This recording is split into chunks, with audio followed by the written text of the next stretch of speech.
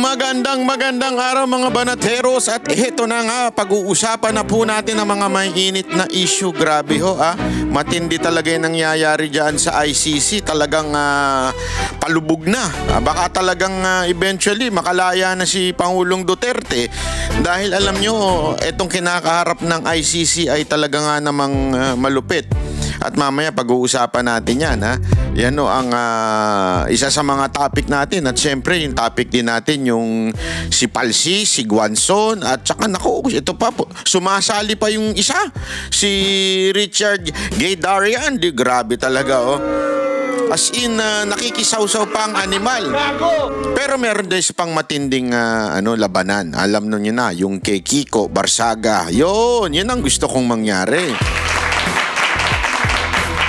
Pero alam nyo ba mga kababayan, mukhang absuelto na si Romualdez. Naku po, patay tayo dyan. Gago! Absuelto? Bakit? Banat ba? Akala ko ba siya ay makukulong na? Sabi nung ang Secretary Dizon, sabing gano'n. Tingnan natin, pag-usapan natin. Kasi iba ho ang tono ng awitin ni Secretary Dizon at iba rin ang tono ng awitin ng ICI. Naku po, patay tayo dyan. Gago! Pero alam naman natin, wala naman pong say si Dizon dyan. Si Dizon is just somehow ay nagre-recommend at saka siya lang po ay nagsasalita para sa kanyang departamento. Pero ang mas may timbang dyan yung ICI kuno, di ba? Totoo naman Although walang klarong mandato ang ICI, mas mabigat po ang kanilang sinasabi. Ibig sabihin, mas may alam sila kung pagdating sa kung may kaso na ba o absuelto itong si Romualdez. Kaya mamaya pag-uusapan natin yan Pero una nating pag-usapan mga kababayan ay ito pong issue ng ICC. Magkaya malilito ICC yan yung sa dahig. ICI yan yung kalokohan, okay? Actually, pareho naman palang kalokohan. Kalokohan sa dahig, yung ICC, kalokohan dito sa Pilipinas, yung ICI. Yan, maganda yan. Linawin mo ba, Natbay? Magulo kang kausap Opo, yan ang talagang totoong nangyayari. At ito nga pong ICC, yung sa dahig, yung kalokohan sa isang bansa dyan sa dahig. Mga kababayan, tila nanganganib na ho sila dahil nga po yung mga sanction na nangyari sa kanilang mga judge. At sabi nga, pag sino man ang tutulong dito sa mga ICC na judges or anyone part of the ICC ay black o ban. Ika nga, ibig sabihin is para bagang ayaw, hindi pwede. Patitigilin ko ano man yung account na ginagawa. Stop, sabi nga, ganun. Ang sabi ni Donald Trump, patay tayo dyan. Oo, yun ang kanya sinabi. Kaya ngayon, nararamdaman na ho nila. Nararamdaman na ho nila ang hagupit ng buhok ni Trump. Ayun, makaupo tayo dyan. Gago! Hindi, pagka gumanon yung buhok ni Trump, yari kayo, di ba? Nararamdaman na nila ngayon. Sige nga, pakinggan nga natin itong, ito. Maganda yung paliwanag nitong dalwan to Isingit ko lang dyan itong isang importanteng balita ito dyan Ano yan? Ano yan? Itong tungkol sa mga problemang kinakaharap ngayon ng International Criminal Court. Ano ba yun? ICC. Ano? Pwede ka ba sabihin buti nga sa kanila? Ay, grabe Huwag naman. Nako po. Ang latest na mga problema nila, ang dami nagwi-withdraw member state. Na, di ba, pinakahuli daw, Venezuela. Pero sa taong ito, alam mo ba kung aling-aling mga bansa na ang nag-withdraw? Bukod dyan sa Venezuela na nitong nakaraang linggo ata ay bumoto, nagbotohan yung mga mambabatas nila at ang boto nila ay kumalas na sa ICC, International Criminal Court. Nako, may isang bansa na naman na kumalas sa ICC dahil sinasabi ng bansa na wala kayong kwenta mga ina nyo. Ganun. Oo, kasi etong ICC, ito'y matapang lang, galing-galingan lang doon sa mga inaaping medyo racist to talaga itong ICC na to eh. Yung mga nasa sa mga third world country, yun lang ang kinakaya-kaya nila eh. The rest hindi ho nila kaya panagutin. Ibig sabihin, hindi talaga kalokohan. Isang katarantaduhan na korte ito. Ang ganon. Bukod dyan, nako, ang ito mga bansang ito, yung iba dito hindi natin masyadong kilalang bansa eh. Bansang Mali. Mali. Ayan, Yung tawag- ha? Mali, yes. Yan yung Malibog. Ayun. Maraming may nagkakaanak dyan sa Mali. Ang Meron nanonood dyan. wala, hindi ito sa San Mateo ha. Mali. Yung MLY yun, MALY, Mali. Hindi. Ito pala yung apat na bansa ito dyan na kumalas. Ganun. Kung tawagan ni Sahel Black, isang bloke sila eh. Ha? South African area yan, di ba? Oo. South Africa nga ito, Mali, Burkina, Faso, at Niger. Burkina Faso. Alam mo, magaling yung niyan, yung bagong presidente niyan. I-google nyo. Grabe ho, hindi ho nagpapaapi sa puti yan. Hindi ho nagpapaapi. Alam mo ginawa niyang dyan sa yung kanilang presidente, yung bago nilang presidente, umasenso na yung Burkina Faso ngayon. Alam niyo kung bakit? Yung pang-aapi sa kanila ng mga puti, tinatanggihan nila, nilalabanan nila. Alam mo ginawa niya? Humingi siya ng tulong sa China. At yung China ngayon, binubuo yung bansa niya. Binibuild. Siyempre, alam mo naman ng mga Chinese. Sabi nga nila, di ba? Ang mga Chinese, negosyante naman yan eh. Hindi naman yan kahit kailan sa kasaysayan ng buong mundo, never nanakop ang China. Nanakop maraming pang mga bansa. Alam niyo naman kung sino yung mahilig manakop na bansa eh, di ba? Ang China hindi. Ang ginagawa lang, gusto lang niya sakupin yung ekonomiya. Yung totoo naman eh, ang sa kanila, basta kami magkapera. Yan talaga ugali ng mga Chinese businessman. Talagang aagawin sa yung negosyo. Yun ang kanila eh. Siyempre, kung ikaw nga naman, makikipagnegosyo ka sa China, ang bilis nilang gumawa. Kaya nga ngayon, ladies and gentlemen, kahit i-google nyo pa, huwag kayong maniwala sa akin. I-google ninyo kung gaano ka-asenso ang China ngayon. Grabe ang technology nila. I-google ninyo. Manood kayo sa YouTube. Makikita nyo talaga. Sana nga makapunta tayo dun someday. Salamat sa SMNI at kay Pastor na malay mo magkaroon tayo ng assignment dun. Di ba? Natignan ang China at panoorin kung paano umaasenso yung kanilang bayan ng mabilis. Na talagang, alam mo, dati, sabi ko nga sa inyo, bago ko na-discover, I'm not saying na ako naka-discover ang Japan. I mean, bago ko nalaman na maganda pala dito sa Japan, ang lagi kong pinupuntahan nun, Hong Kong.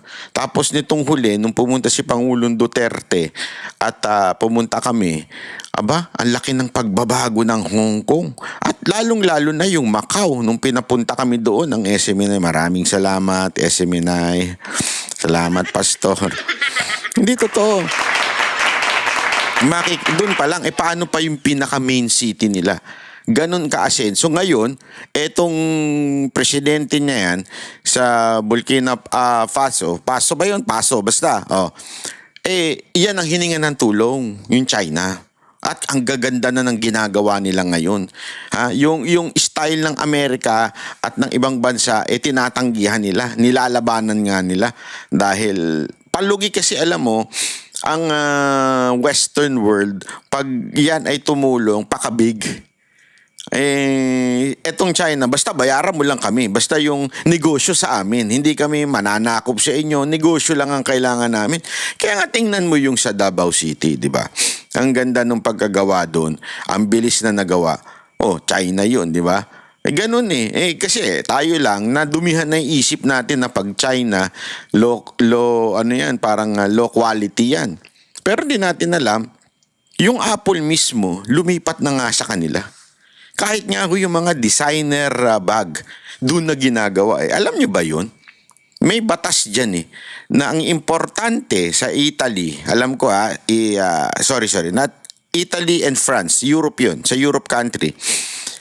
yung basta yung last portion nung product ay sa kanila gawin, pwede nang tataka na made in Paris, made in Italy.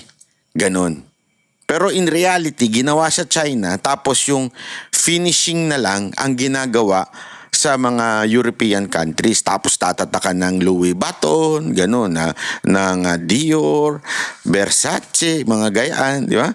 Yan, ganon. Ibig sabihin, talagang pagdating sa ekonomiya, lumakas at yung manpower ng China, matindi ho. At ngayon, itong mga bansa na ito pumalag na. Pumalag na sa pananakop ng Western world. And one of it is ICC. Sinabi nilang wala na kayong karapatan sa amin. Oh, tayo, mga Pilipino, tang inang yan. Sorry totoo naman bakit? Hindi tayo membro niyang hayop na yan. Hindi tayo membro niyan. And yet, ibinigay natin ang pinakamagaling at pinakamatinong presidente na nagkaroon sa Pilipinas. Ganon kagago ang presidente natin ngayon. Walang biro ho. Diretsuhan na. Ganon kagago ang ating presidente ngayon. Binigay ang kalahi natin, yung kababayan niya, sa ibang lahi. Imaginein mo, hindi na kailangan manakop nung lahi na yun. Ibibigay na lang. Which is, again, we have a court. Meron tayong korte. Una, judicial system natin gumagana. Pangalawa, hindi na tayo membro ng ICC. How come nagpasakop tayo by giving it to them? As a matter of fact, sampal ito sa ating korte sa Pilipinas. Sampal po talaga yan. And I hope our court will realize that. Kasi sampal po yun mga kababayan. Para mo, bakit may bibigay dyan? Meron naman tayong judges dito at kaya namang usigin. Wala naman sa kapangyarihan ng Pangulong Duterte. Bakit doon? Ito tandaan ninyo, yung immunity na tinatawag sa presidente, yan ay during sa kanyang term lang. Bakit? Kasi nga para hindi siya istorbohin sa trabaho. Kasi iistorbohin mo yan kung kakasuhan mo ng kakasuhan. Imaginein mo, maistorbo yan. Pero after that, hindi na po immune ang presidente. Ibig sabihin, pwede naman usigin dito sa Pilipinas si Pangulong Duterte, pero sobra lang talaga ang ating pong, ewan ko kung katangahan po ba yun o yung ating pag-iisip na colonial mentality na sinasakop tayo. Hindi natin kayang mag-persecute ng isang tao. Ganun Parang ganun ang ginawa ng Pilipinas. Pero ito mga bansa na ito, tumayo. Ayaw na namin sa inyo. Huwag nyo nang kaming pakikialaman. Yan ang sinasabi nila. Jointly announced their withdrawal from the ICC in September 2025. Naku po. Oo.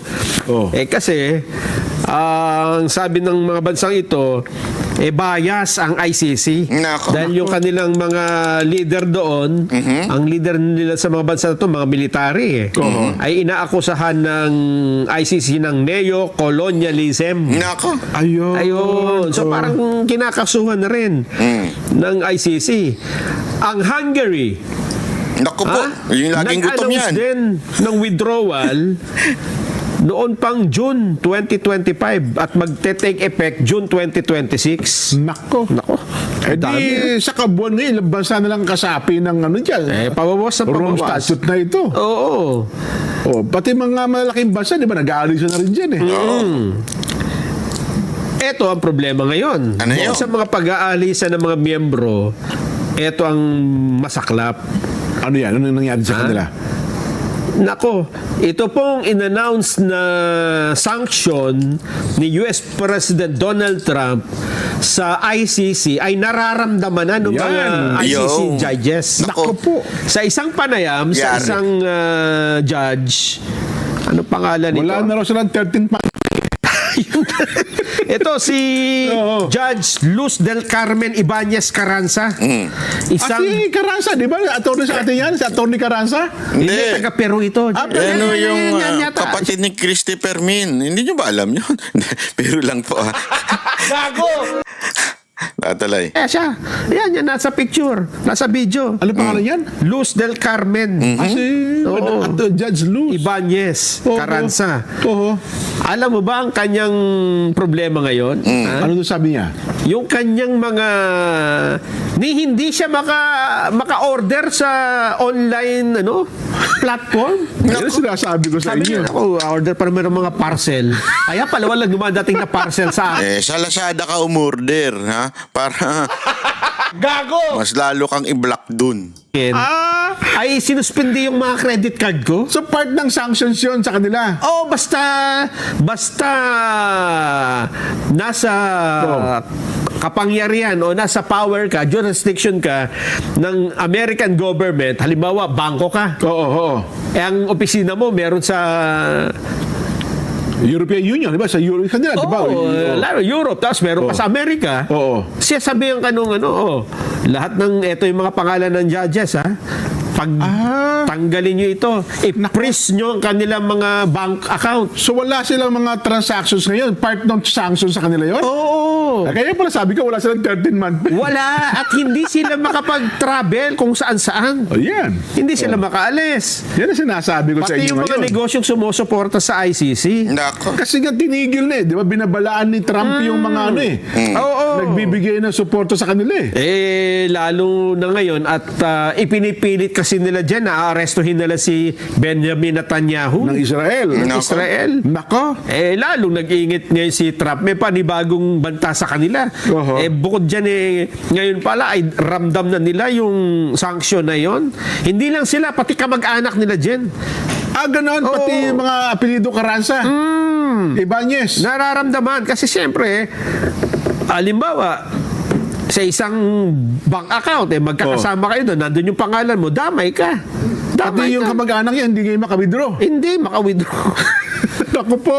Yari sila Sinasabi dun. ko sa inyo. Patay. Akala nyo kasi kayo lang ang makapangyarihan. Ayaw. Meron pa yung pinakahuli, di ba? Ito yung kay Meron Trump. pa. Yung kay Vladimir Putin. Yung sa Russia naman yan. Yung hindi lang para arrest warrant ang ibinigay doon dyan, sentensya na. Nako. Ha? Ano sentensya? Sinentensyahan ng Moscow Court ang ICC prosecutor na si Karim Khan Naku yan, matindi yung Karim ka na yan. at ang 8 pang ICC judges na makulong ng 15 taon. Nako, sila. Nako, Sila pa mabuti ang yan. kukulong Maganda ngayon. yan. 15 years kasi pinapakulong nila si Vladimir Putin eh. Oo. Sabi niya ng Russia, teka, anong kapangyarihan niyo para ipakulong ang presidente namin? Nag-hearing ngayon sa Moscow. Ayun. Hearing in In absentia. absentia. May kaso sila ngayon sa Moscow. Ngayon, Jen, hindi sila makatravel sa mga bansa na malamang may Russian authority. Nako, halos magkakatabi yung mga yan, Ayun di ba? nga, oo. Diba? Hindi mo kasi alam. Halimbawa, Jen, ito, bibigyan ng example. Sige. Si Pangulong Duterte. Oh, yan, Nako. nakakulong nga sa kanila, di ba? Wala namang polis dito ang ICC, di ba? Wala. Kaya nga nag-coordinate sila doon sa Interpol eh. Biglang dinampot, sinakay ng aeroplano. May question ba sa Pilipinas? Wala na ngayon, ando na eh. Kaya ibig sabihin, mga ibang bansa, may question ba? Wala kung May question gobyerno bang nagsasabing, ba't yung ginanyan? Hindi. Oo.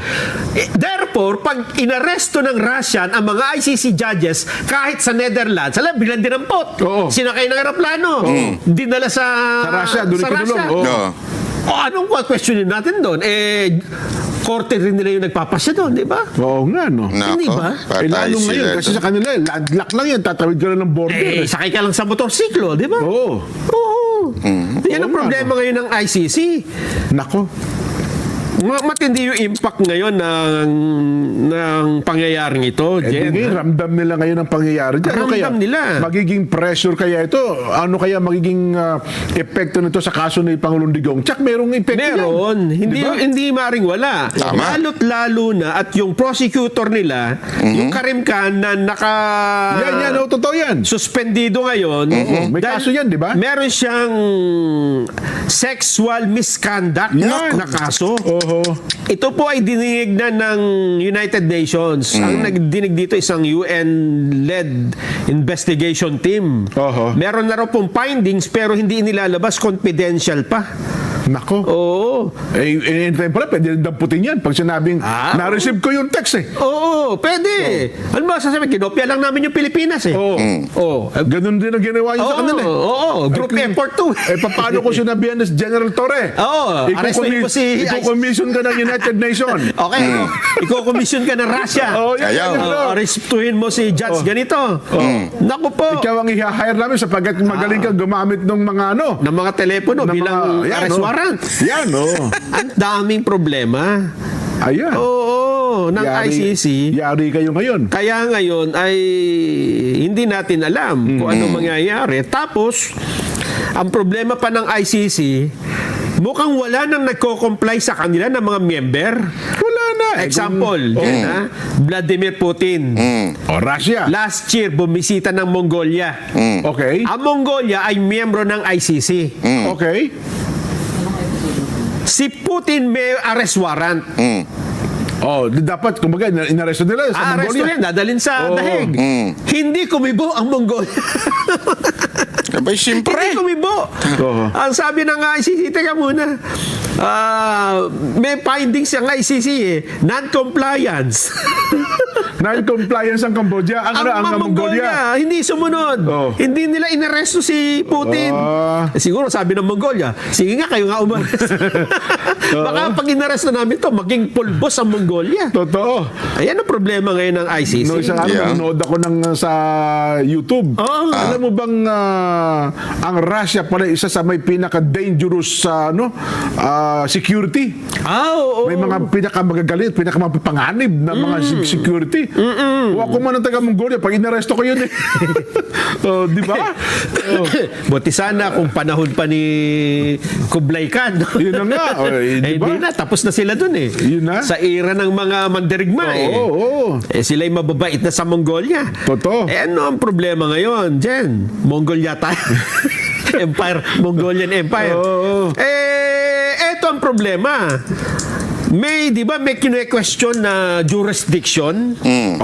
Yung Pilipinas, yung ang kampo ng Pangulong Duterte. Yes. Ngayon, hindi makapag-desisyon ngayon ang appeals chamber ng ICC. Nagbigay pa sila ng dagdag na panahon para magpaliwanag ang magkabilang panig kung ano ang kanilang masasabi dun sa question ng jurisdiction. Kasi di ba ang question dito, ipinail nyo yung kaso, wala nang, hindi na kami miyembro ng ICC. May technicality problem nga yan. Totoo ka. Kasi sabi nila, ang effectivity niya dapat yan. Kung nag-resign kayo, 1 year after, ilagpas na rin ng isang taon eh. Ilagpas na ng isang taon. Diba? Tsaka nyo, pinagana yung kaso. Ayun, ito pa. Isa pa ha, hindi lang po yan. Ito pa, pakita ko sa inyo. Nais ng Trump administration na baguhin ng International Criminal Court o ICC ang founding document nito upang matiyak na hindi nito maiimbestigahan si Pangulong Donald Trump at ang kanyang mga matataas na opisyal. Babala ng isang opisyal ng administrasyon kung hindi susunod ang ICC, maaring palawakin ng Washington ang mga sanctions laban sa korte.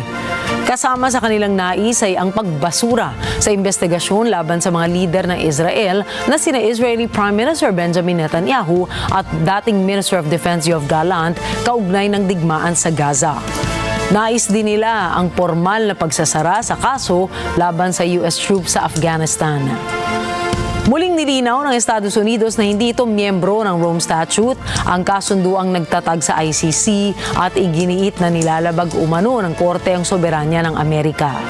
Sa ngayon, hindi pa nagbibigay ng tugon ng ICC at patuloy na tumitindi ang tensyon sa pagitan ng Washington at ng pandaigdigang hukuman ng mga war crimes.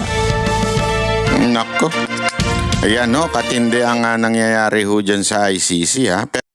Kami ang boses ng masa, hindi natatakot. Katotohanan lang, di kami nalulunod. Walang bahid ng sismis, lahat ay totoo. Kahit sino ka pa, pag mali ka babanatan ka. Walang pinipili kulay, wala kaming kinikilingan. Basta para sa bayan, kami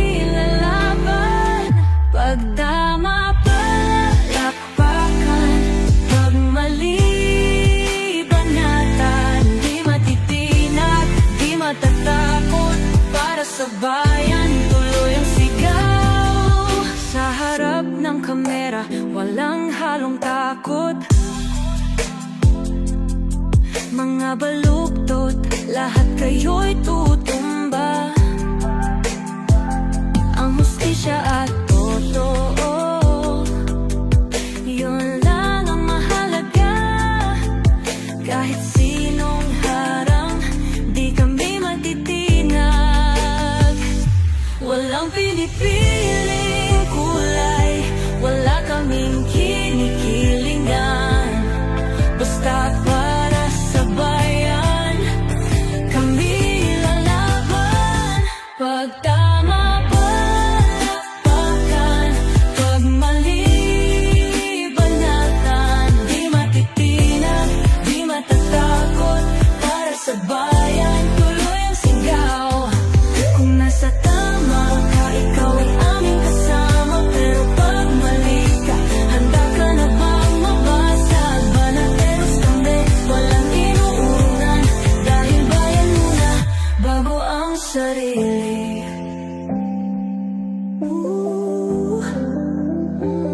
Bago ang sarili.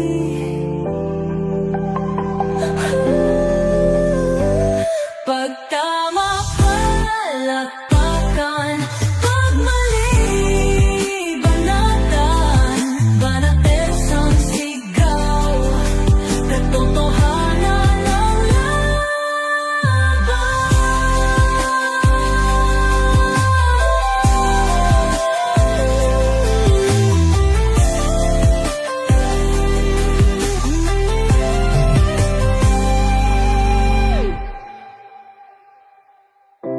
Sa